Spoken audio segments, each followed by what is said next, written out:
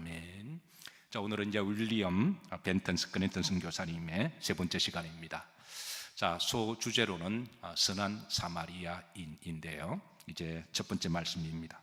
자, 지난번에 이어서 우리가 이제 선교사님이 어떻게 생겼는지는 기본적으로 한 번 더 우리가 좀 인지하고 익숙하고 하는 게 좋겠습니다. 한번 보시죠. 자, 윌리엄 스크랜턴 선교사님이시고, 자, 몇 번 보셨으니까 조금 익숙하리라고 생각해요. 그리고 이제 또 다른 한 분을 좀 더 보도록 합니다. 우리 이제 메리 플래처 스크랜턴 선교사님인데, 스크랜턴 선교사님 어머님이세요. 우리나라 선교하러 같이 오신 분인데, 이제 이분에 대해서는 이분이 워낙 놀라운 일을 도하셔서 이분을 따로 한 이제 주제를 놓고 살펴볼 터인데요. 좀 일단 얼굴이라도 일단 친숙해 두시면 이제 다음번에 이분을 놓고 나눌 때에 조금 더 친숙하게 좀 다가오실 겁니다. 자, 다음 사진, 자료사진 한번 보시죠. 다음 이 자료사진은 이제 다음 이 자료사진은 서울박물관에 이제 자료 보관 전시되어 있는 역사적 사료 사진입니다. 자, 보시면 서울역사박물관에 있는데요, 맨 밑에 이렇게 육각형의 이 안이 동대문입니다. 이게 동대문이고요. 글자 보이시나요? 이게 동대문입니다. 이게 이제 1885년에 스크랜턴 선교사님이 이 한양도성에 선교하실 때 그때 한양도성의 그 당시 지도입니다. 그래서 이제 지금은 많이 바뀌었죠. 근데 그 당시 그렇습니다. 그 위에 보면 이제 동대문 여자보통학교 선교사님들의 세운 학교입니다. 그 위에 흥인배제학교, 그 위에 이제 동대문 부인병원, 이제 보구여관이라고 부르는데요. 자, 이 병원이 발전의 발전을 거듭해서 동대문 부인병원으로 이름이 개명되고, 지금은 이화여자대학교로 지금은 이제 많은 의료를 하고 있습니다. 자, 이 스크랜턴 목사님이 이제 조선에 오셔서 선교를 하시다가 조선 선교 의료의 한계와 문제점들을 직면합니다. 첫 번째는 의료 혜택의 대상과 한계입니다. 당시 주로 의료 혜택을 받는 대상은 왕족, 첫 번째가 왕족이죠. 우리나라 서양식 병원은 제중원이 처음이고 그랬으니까, 두 번째가 이제 귀족들, 세 번째가 양반들. 이제 그 당시 조선의 인구가 알렌 선교사 보도 자료에 따르면 650만 명이었다 그래요. 한양에 살고 있는, 한양 도성 안에 살고 있는 사람만 한 25만에서 30만을 살았답니다. 그러니까 한양 안에 사는 것 자체만 해도 우리가 지금 서울특별시라고 이야기하잖아요. 서울특별시 중에 특별히 이제 또 강남에 또 사는 것도 구분하기도 하는데요. 당시 한양에 사는 것만 해도 특권층이었습니다. 그러니까 한양에 25만 명, 35만 명이 살았으니까 그게 제중원 하나, 그리고 이제 스크랜턴 선교사님이 세웠던 시병원, 민간병원은 딱 2개밖에 없거든요. 그러니까 이게 감당이 안 되는 거잖아요. 그러니까 주로 대상이 왕족, 고종을 중심으로 해서 민비가족의 왕족 중심으로 사돈의 8촌까지 그렇게 왕족. 그 다음에는 귀족. 세 번째가 누굴까요? 소위 양반들. 당시에 90%는 좀 이런 표현하기 뭐하지만 당시에 양반들이 볼 때 90%는 다 상놈이었습니다. 그러니까 이제 90%의 일반 서민들은 이제 이 길에 와서 병원을 아파도 치료를 받고 싶어도 받지 못하는 그런 문제점과 한계를 스크랜턴 선교사님 오셔서 하다 보니까 이건 현실적인 문제니까 왕족과 귀족과 양반만 받아도 이거는 뭐 손이 부족할 정도니까. 물론 이제 선교사님은 누구나 다 차별 없이 하는데 자기들끼리 차별하는 거예요. 양반들이 받다가 서민들이 오면 이 쌍놈이 그러면서 쫓아내버리고, 그리고 이제 그 다음에 또 소외된 계층이 누굴까요? 이제 소위 상놈들 중에도 그 다음에 또 가장 밑에 있는 사람이 소위 여인들이었습니다. 여인들. 또 그 당시의 풍습으로는 여인들이 남성들에게 손을도 잡아서도 안 되고 또 함부를 보여주지 않은 터부시했으니까. 그리고 아이들, 그러니까 이런 아이들은 거의 소외가 된 것을 스크랜턴 이제 선교사님이 보게 되고, 자, 이 가난한 사람들, 특별히 여성들, 아이들, 고아들, 죽어가고 고통스럽고 신음하는 그 아이를 보면서 정말 저들에게 필요한 게 치료의 도움인데 그들이 전혀 도움을 받지 못하는 걸 보고 어떻게 하면 저들을 할 수가 있을까? 그렇게 해서 이제 자신의 정동사제에서 시약소를 세웁니다. 그게 이제 우리나라의 제중원 다음에 두 번째 서양식 병원이 되는 거죠. 자, 두 번째 지역의 한계입니다. 한양에 있다 보니까 이제 한양 안에서만 또 한양의 그 관문을 통과하는 것도 경비를 써서 또 이렇게 아무도 들어오지 못했는데요. 자, 그 당시 한번 지도를 좀 다시 한번 보시죠. 자, 이런 식 좀 현대식으로 좀 보기 좋도록 이렇게 했는데요. 자, 우리가 지난주에 봤죠. 우선 이렇게 쭉 보면 왼쪽에 제일 밑에 숭례문, 여기 남대문, 제일 큰 한양에 들어오는 제일 큰 관문. 요 이제 서클라인 안에 한 30만 명 이렇게 모여 산다고 보시면 됩니다. 네, 그리고 이제 오른쪽 보면 광화문, 남소문이라 옛 이름이 남소문이죠. 그 위에 흥인지문, 동대문입니다. 나중에 이제 여기 보면 동대문 감리교회 세워졌죠. 상동 감리교회 세워졌죠. 아영 감리교회 세워졌죠. 처음에는 다 병원으로 세워진 곳인데요. 그래서 어쨌든 이렇게 이제 서울 관문으로 쭉 있습니다. 그 안에 보면 정동사저가 보이시나요? 정동사저.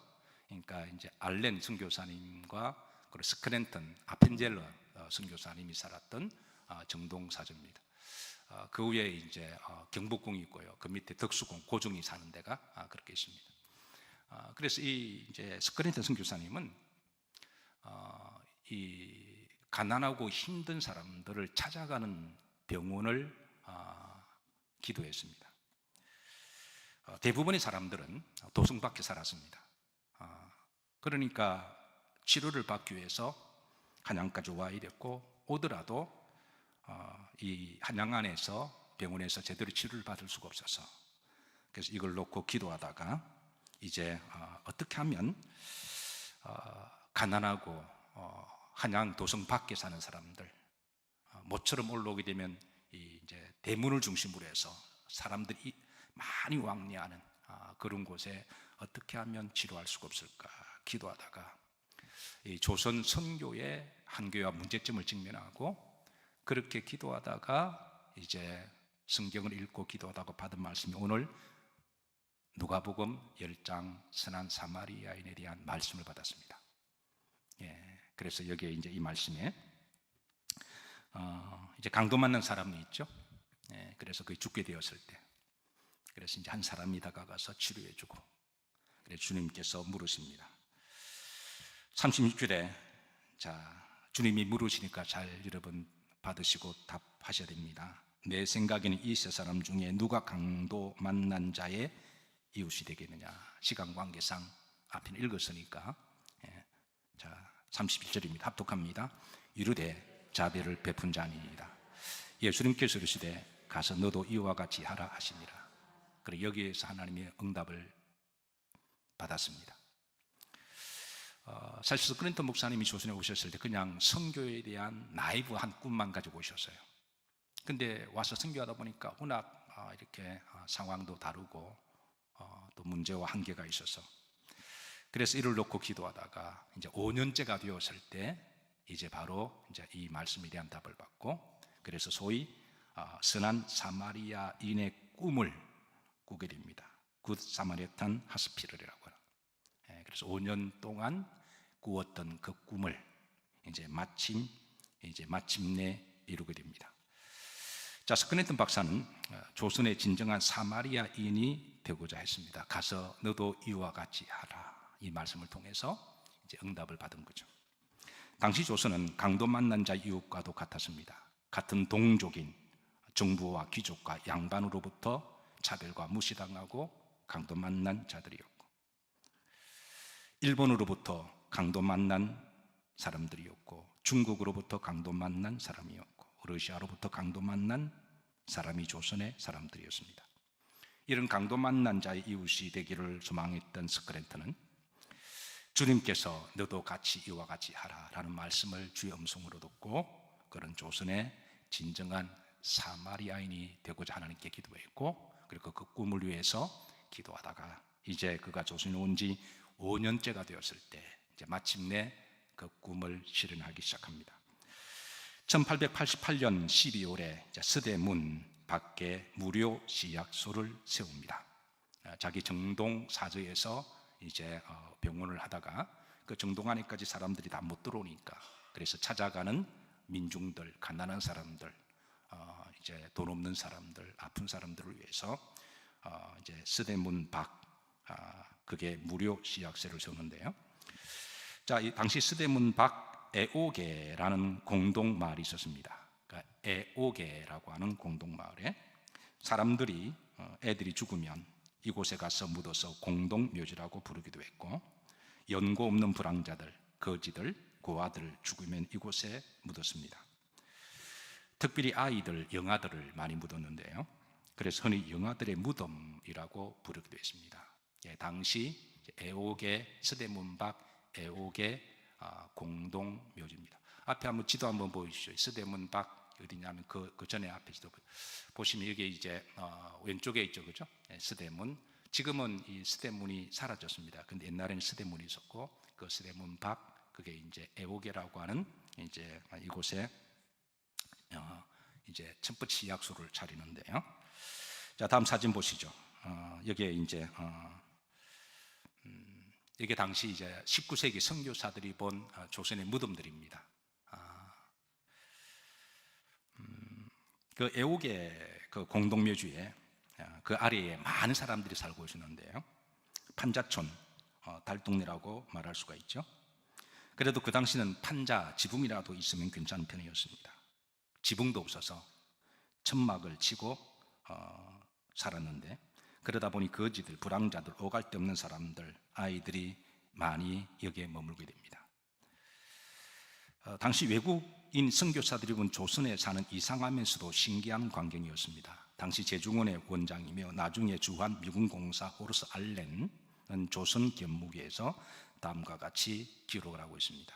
여기 보시면 서울의 주변의 벌거숭이 산에는 가난한 사람들의 무덤이 많이 있어서 마치 심하게 얽은 사람의 얼굴과도 같아. 그러니까 사람이 이제 이렇게 홍역 걸려서 점박이가 있는 것처럼 그런 것도 같고, 왜 산이 이렇게 벌거숭이냐? 먹을 게 없으니까 산을 다 지금 북한처럼 이렇게 나무 칡뿌리도 캐묻고 나무를 땔감으로 쓰다 보니까, 조금 전 사진 보시죠. 예, 완전 민둥산이 되고 그런 곳에 애가 죽으면 아무나 갖다 묻어버리는 이런 모습이 당시 선교사들이 볼 때는 마음이 너무 아팠던 거죠. 자, 당시 프랑스 고고학자 에밀 브루다레라고 하는 이분은 조선에 오셔서 대한제국 최후의 숨결이라고 하는 기록에 다음과 같이 글을 남겼습니다. 개가 나지 않은 동산에 누구나 묘지를 마련할 수가 있다. 정확한 묘비나 묘비가 없어도 놀랍게도 자기 가족의 무덤을 찾아낸다. 그러니까 서양 선교사들 볼 때는 다도 공동묘지인데 그 자손들은 명절이 되면 정확하게 또 찾아낸다는 거예요. 자, 스크랜턴과 그의 어머니 이제 메리 스크랜턴은 이 바로 서대문 애옥의 공동묘지 바로 밑에, 그게 사람들이 제일 많이 사니까 그게 무료 진료소를 세웁니다. 평일에는 가서 환우들을 치료하고, 그리고 이제 동시에 전도를 하고, 그리고 이제 주일에는 예배를 드리고. 1891년 올링거 선교사님이 함께 가담을 합니다. 자, 어떻게 생긴지 한번 보시죠. 1891년에는 올링거 선교사님이 함께 가담을 하는데요. 이분이 이제 아펜젤러 목사님과 매우 친숙한 선교사님입니다. 바로 아펜젤러 목사님이 세우신 배제학당에서 이제 아이들을 선교로 가르치시고, 산문 출판사 초대 운영위원으로 섬기기도 하고, 한국의 성교서회를 창설하기도 합니다. 그러고 나서 1894년에는 또 노블이라고 하는 선교사님이 이제 올링거 선교사를 이어서 선교를 하는데요. 자, 이렇게 생겼습니다. 우리나라 오신 선교사님의 얼굴이라 우리가 기본적으로 아는 것도 예우라고 생각해서 이제 가급적이면 그래도 얼굴을 제가 여러분들께 소개합니다. 뒤에 보시면 노보울이라는 말이 있습니다. 이게 뭘까요? 한국식 이름으로 개명한 거예요. 영어로 노블이니까 노볼. 노블 선교사님은 1892년 그의 아내와 함께 조선에 선교사로 내한을 해요. 그리고 이제 아펜젤러 목사님을 도와서 배제학당의 교사로 섬기고, 그리고 이제 시간 날 때마다 애옥에 여기에 오셔서 의료 선교를 도우십니다. 15년 동안에 헌신적으로 헌신하십니다. 자신의 젊은 세월을, 여러분 15년 같으면 정말 가장 골든 에이지를 그냥 하나님 조선에 의해서 다 헌신하신 거예요. 특별히 그의 아내 매티는 여성사에게 열심을 했는데 1897년 여러 여성 성경학교를 주재했습니다. 이게 우리나라 최초의 여성 성경학교입니다. 1903년에는 유년주일학교를 시작했는데 이것도 우리나라 최초의 유년주일학교가 됩니다. 1911년에 유아반을 시작했는데 이것도 최초의 우리나라 기독교 유아반이 이렇게 해서 시작됩니다. 어쨌든 이런 선교사님들의 헌신과 사역으로 애옥의 지역의 선교는 점차 부흥을 해서 교인들은 점차 늘어나면서 이제 100여 명에 이르는 그렇게 부흥하게 돼요. 자, 선교사들은 이곳에서 치료하고 복음을 전하고 또 글을 읽지 못하는 여성들에게, 아이들에게 계몽을 한글을 또 열어서 가르쳐 줍니다. 그래서 1897년에 애옥의 매일학교가 개설이 되고, 그리고 또 나중에 아현 여학교가 이 지역에 세워집니다. 다 선교사들이 세운 학교입니다. 나중에는 아현 여자 보통학교로 발전하게 됩니다. 그리고 이곳에는 기역자 형태의 한옥 예배를 드리게 되는데요, 1925년에 미국에서 보내온 선교 헌금으로 기역자 한옥 예배당을 이렇게 이제 짓게 되는데요, 한 60평 규모의 벽돌 예배당이 세워집니다. 그리고 이곳이 이제 나중에 발전해서 우리가 지금 잘 알고 있는 역사와 전통이 있는 아현 감리교회가 됩니다. 여러분 아현 감리교회 아시나요? 우리 감리교회에서는 유명한 역사와 전통이 있는 좋은 교회입니다. 한번 보시죠. 지금의 아현 감리 이렇게 자랑스럽고 세계 선교도 많이 감당하시고 또 좋은 목사님 잔숭도를 많이 배출한 그런 교회입니다. 아현 교회를 소개하는 연역의 첫 페이지에 이런 기록이 있습니다. 아현 교회는 선한 사마리아인의 정신으로 세워진 성문 밖의 첫 교회라고 그 교회 역사 연역에 이렇게 제일 앞에 기록이 되어 있습니다. 자, 두 번째 스크랜턴 선한 사마리아인의 꿈의 시작은 그 다음에 1889년 또 다른 한 곳에 병원을 세웁니다. 이제 동대문 안 무료 병원입니다. 스크랜턴과 그의 어머니 메리 여사는 이 동대문 안에 이제 이곳에 다시 사람들이 많이 왕래하는 관문에 보다 더 많은 환우들을 치료하기 위해서 이곳에 또 하나 세웁니다. 그러니까 얼마나 바쁘셨겠어요. 정동사저, 서대문, 그리고 시약소, 학교, 보구여관, 이렇게 이제 하시면서 왔다 갔다 하시면서 또 동대문 밖에 하나 세우는데요, 1889년에 우선 대지와 가옥을 구입하고자 합니다. 그리고 이제 기본적인 시약소를 차려야 되고, 그러다 보면 적지 않은 많은 예산이 필요하죠. 그래서 이를 위해서 기도하면서 미국에 선교 후원 요청을 보내고, 미국의 볼드윈이라고 하는 부인이 선교 헌금을 보냅니다. 스크랜턴 박사가 미국 오하이주 클리브랜드에서 한참 병원 원장으로 잘 나가고 있을 때, 그때 이제 그 지역에 유지의 믿음 좋은 부인이 있어서 그때 이제 수선을 선교 간다고 했을 때, 그때 이제 깜짝 놀라죠. 왜 당시처럼 미국의 상위 0.1% 되는 사람이 사수 고생하러 가시냐고. 오랫동안 대화를 나누었고 하나님이 보내셔서 가신다고 하는 말에 감동을 받아서, 그러면 이제 자기가 신앙에 빚진 마음으로 선교사님이 가셔서 필요하시면 언제든 연락 주시면 제가 기도하며 돕게 하겠습니다. 그래서 이제 스크랜턴 선교사님이 이제 그래서 편지를 보냈고, 그 볼드윈 그 부인이 상당한 성경금을 보내오셨어요. 그래서 그 성경금으로 이제 여러 채 한옥을 구입합니다. 그리고 그 주변에 꽤 많은 땅을 삽니다. 이렇게 하는 이유가, 이 스크랜턴 이제 선교사님의 꿈은, 선한 사마리아인의 꿈은 그거에 이제 시약소를 세우고 병원을 지우고, 그리고 이 병원을 점점 해서 종합병원을 세우고, 그리고 이제 의과대학을 만들고, 그래서 의료인들을 양성해서 이제 할 수 있도록 그렇게 하고, 그곳에 또 교회를 세우고 그 지역 전체를 선교센터를 만들려고 하는 원대한 꿈을 가지고 있었던 거예요. 그 꿈을 서대문 안에 타운을 이렇게 만들고, 또 동대문 타운 만들고, 이제 남대문 안에, 이거는 큰 꿈을 가지고 그렇게 하셨는데, 그렇게 하다 보니까 처음에 이제 좀 많은 땅을 구입하고 여러 채 한옥을 구입하게 돼요. 그리고 그곳에 시약소를 건립하고 예배당도 마련합니다. 그리고 이제 그 볼드원 여사에 대한 감사함을 마음을 가지고 이름을 볼드원 시약소라고 그 이름을 헌정합니다.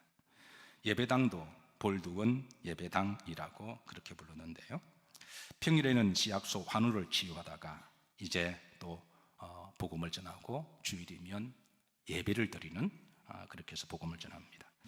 당시 시약소에서 찾아오는 환우들, 여러분 가장 첫 번째 제일 많이 한 게 여러분 뭐라고 생각할까요? 한번 여러분 생각해 보시죠. 그때 이제 많은 사람들이 찾아오잖아요. 그럼 제일 먼저 한 게, 의사들이 제일 먼저 한 게 목욕시켜주는 일이었다 그래요. 왜냐하면 선교사들의 보고에 따르면 당시 조선 사람들은 목욕은 연초나 구정이나 추석 1년에 한 2번 정도, 한두 번 하는 게 일반 관리였대요. 물도 없고 또 씻을 만한 환경도 아니고, 그래서 또 그게 어떤 미신과 연관돼서 몸을 씻으면 또 이렇게 뭐 복이 나간다고 하는 그런 것도 있어서, 그래서 선교사들이 볼 때 환우들이 찾아오는데 냄새가 얼마나 나고 머리가 떡이 되고, 그래서 너무 더럽고 위생적으로 또 여러 병들이 이나, 그리고 벼룩이 많고 또 몸에 기생충이 많아서, 일단 제일 첫 번째 하는 일이 선교사들이 따뜻한 물을 받아다가 몸을 깨끗하게 바닥바닥 씻는 것이 선교사들이 제일 많이 했대요. 그러고 나서 두 번째로 한 일이 뭘까요? 여러분 생각해 보시죠. 제가 아까 힌트를 드렸는데, 이나 벼룩은 목욕을 통해서 다 털어낼 수 있지만 몸 안에 있는 기생충, 십이지장충, 이런 것들은 그걸 빼내려면 어떻게 해야 돼요? 구충제를 줬습니다. 여러분 어릴 때 구충제 다 들어보셨죠? 지금은 그게 다 사라졌는데, 지금 젊은 사람들 어디까지 모를지는 제가 잘 모르는데, 자, 구충제 약 모르는 사람 손 들어보시죠. 우리 어릴 때만 하더라도 학교 가면 구충제 막 나눠줬어요. 그리고 이제 구충제를 먹으면, 우리끼리 하는 말이니까 여러분 용서하시고 들으세요. 구충제를 먹게 되면 어떻게 되나요? 그 후암동에서, 우리 몸에 후암동이 있습니다. 그 후암동에서 그 기생충이 이런 것들이 나오기도 하고 그런 것들이 막 나오기도 하죠. 자, 그런데 그 항문에서 이렇게 큰 기생충들이 막 나오는데요, 이런 조선 사람들의 씻지도 않고 1년에 한두 번 씻은 몸에서 이와 빈대가 나오고 구충제를 먹고 기생충과 십이지장충이 나오는 걸 보고 선교사님들의 그 표정과 눈빛은 어땠을까요? 만약 여러분들 같으면 어땠을까요? 보고서에 이렇게 나와 있습니다. 한국 사람들이 게으르다고 하는 사람들이 있는데 그것은 다 이유가 있습니다. 바로 기생충 때문이에요. 어떤 환자에게는 무지하게 큰 촌충을 빼주었고, 또 다른 환자에게는 십이지장충을 무려 200여 마리를 빼냈어요. 이 불쌍한 여자들을 괴롭히는 것은 영양 부족과 몸속의 기생충입니다. 그러니까 다른 같은 동족의 양반들도 더럽다고 무시하고 이렇게 위아래로 쳐다보고 박대를 하는데, 이 선교사들은 그렇게 보지 않고 얼마나 먹지 못하고 가난하고 힘들게 살았으면, 그러니까 몸이 아프니까 일을 못하고 늘 부러져 있는 거예요. 몸에 기생충이 막 영양분을 빨아면 애들이 그냥 널브러져 있고, 여인도 널브러져, 그 남자들도 널브러져 있고, 그게 그래서 다른 사람처럼 게을러서 저렇다고 그렇게 하는데, 선교사들은 그렇게 보지 않았다는 거예요. 불쌍히 여기고 그렇게 깨끗하게 눈물 흘리며 씻어주고 주님의 손과 발이 되어서, 그래서 약을 주고 기도해주고 몸에 기생충을 다 빼주고, 이게 이제 그들의 볼드원 시약소에서 선교사 보고 중에 있는 내용의 글입니다. 1913년에 이곳에 선교사들이 크리스마스 예배에 대한 기록이 있습니다. 당시 선교사들은 조선의 헐벗고 굶주린 아이들을 위해서 크리스마스 추리를 만들었습니다. 그리고 이제 간단한 불을 좀 이렇게 라이팅도 넣어주고, 그리고 이제 각종 선물을 이렇게 선물을 그렇게 만들고 맛있는 음식을 준비해서 주변 사람들을 초대했습니다. 먼저 교인들을 초대하고 또 병원을 위해서 도와주었던 사람들, 또 경찰, 이웃들, 그리고 특별히 아이들 다 초대했습니다. 그리고 이제 아이들을 위해서는 특별하게 선물 박스를, 기프트 박스를 준비했는데 그 박스 안에는 이제 옷, 연필, 장난감, 사탕, 구충제 이런 것들이 들어져 있습니다. 당시 이 크리스마스 추리에 초대받은 한 아이가 있습니다. 이 아이의 기록이 있습니다. 옥분이라고 되어 있습니다. 한번 보시죠. 예, 당시 옥분이라고 하는 아이의 그런 편지입니다. 이 옥분이는 두 손이 없습니다. 어떻게 해서 두 손이 없는지는 모르지만 어쨌든 두 손이 없어요. 발도 하나밖에 없는 아이였습니다. 글도 읽을 줄도 모르고 쓸 줄도 몰랐습니다.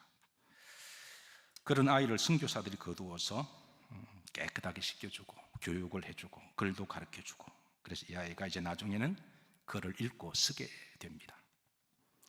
이 아이가 크리스마스를 참석하고 난 다음에 선교사님에게 감사의 편지 내용이 사료로 남아 있습니다.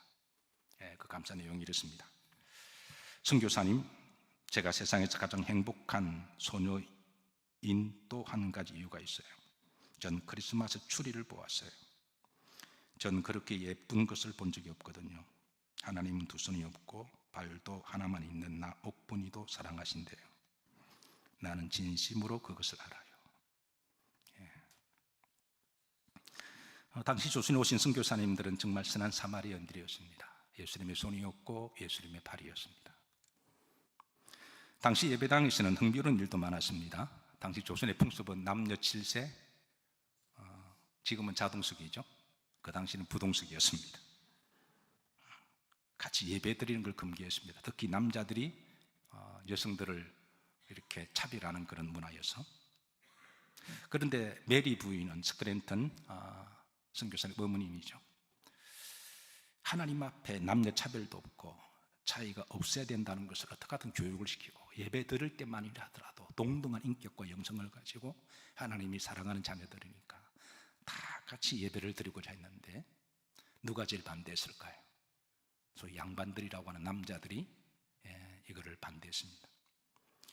적지 않게 노력하고 기도하다가 생각해낸 아이디어가 이제 가운데 커튼을 쳐놓고 이쪽에는 남자, 이쪽에는 여자. 그래서 이제 목사님만 양쪽을 보고 이렇게 예배드리는, 그렇게 해서 한국의 차별이 점점 허물어지는 이런 일로 말미암아 남녀가 차별이 없어지고 하나님 앞에 동등한 이제 자녀로서 그렇게 한 발 한 발 그렇게 시작합니다. 이것이 바로 이제 그 당시 그렇게 드린 주일학교 예배가 남녀가 동승한 건 한국교회에 처음 있는 사건이었어요. 자, 스크랜턴 대부인은 이 사건을 다음과 같이 선교 보고를 합니다. 자, 남자와 여자가 같은 건물에서 예배를 드리도록 하는 것이 최선의 방법이라고 생각했습니다. 그래서 종이로 만든 칸막이를 방 가운데 길게 세워놓고 한쪽에는 남자, 다른 한쪽에는 여자가 앉도록 했습니다. 남자와 여자들은 각기 다른 출입문을 사용하기 때문에 설교자는 함께 볼 수 있지만 남녀가 서로 쳐다볼 수는 없었습니다. 때로는 서양 남자의 얼굴을 보고서는 놀라 달아나는 여성이 있었습니다마는 대체로 이런 방법은 성공적인 것으로 보입니다. 자, 이렇게 해서 이제 이웃 교회도 점점 이렇게 해서 이제 함께 나중에 예배드리게 돼요. 여기에 세워진 교회, 이 동대문에 있는 세워진 교회가 나중에 이제 동대문 감리교회가 됩니다. 보시죠. 이 동대문 감리교회도 상당히 역사와 전통이 있는 그런 교회입니다. 그리고 동대문에 아까 위에서 있는 보구여관이라는 처음에 시약소가 있죠. 나중에 발전해서 다음 보시죠. 이화 여자 서울대 병원, 지금의 병원이 바로 보구여관에 전신이 됩니다. 말씀을 마칩니다. 저는 한국에 세워져 있는 아현교회, 또 고려대병원, 동대문교회, 고려대병원은 다음 주에도 볼 거예요. 이화 여자 서울대병원, 이외에도 여러 흔적들은 선한 사마리아인의 꿈을 꾸었던 스크랜턴 선교사님의 그 꿈이 저는 이루어진 열매라고 믿습니다. 그리고 오늘 이 시대에 이제 선한 사마리아의 그런 선교를 해야 될 분들은 바로 여러분과 저가 아닐까요? 예. 이 스크랜턴 선교사님의 선한 사마리아인 꿈은 다음 주에 또 이어서 함께 나누도록 하고, 이번 한 주 명절 가운데 형제들끼리 행복하게 잘 지내시고, 누가 형이다고요? 용서하는 사람이 형이다. 누가 언니다고요? 먼저 섬기는 사람이 언니다. 누가 어른이라고요? 세뱃돈 주는 사람이 어른이다. 이번 명절에 형 대접 받으시고, 또 어른 대접 받으시고, 또 행복한 가족끼리 만남이 되시고, 건강한 모습으로 또 다음 주에 다시 잘 뵙기를 주의 이름으로 축복합니다. 자, 우리 찬양 하나 들으시고 우리 기도하시죠. 우리 내 영혼의 그 깊은 데서 우리 찬양 들으시고